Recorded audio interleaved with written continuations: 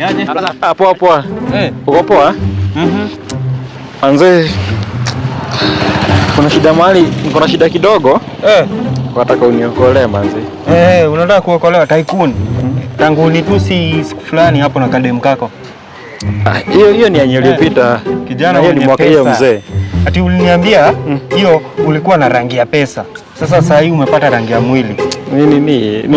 Nimepata shida kidogo, nataka uniokolee. Shida gani? Ongea haraka.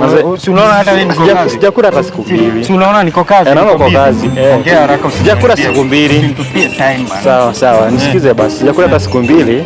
Kwa nini hujakula? Kwani hutaki kukula? Ni pesa sina. Pesa ndio sina. Hata nilikuwa nataka unitafutie hata kazi. Kazi gani? Uko na kazi gani? Hata kama ni ya mjengo nitafanya. Hata kama ni ya mjengo nitafanya. Utaokota takataka?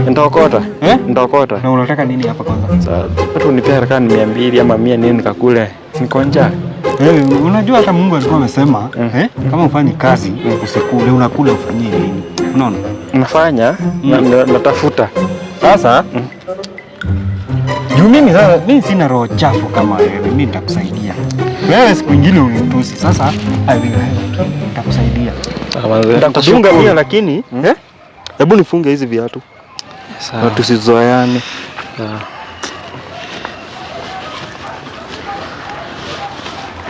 Mjinga wewe. Pesa hufanya nini? Huisha. Pesa huisha. Unasikia? Ni kweli. Shika. Tembea. Asante. Tembeza mwili kijana. Asante.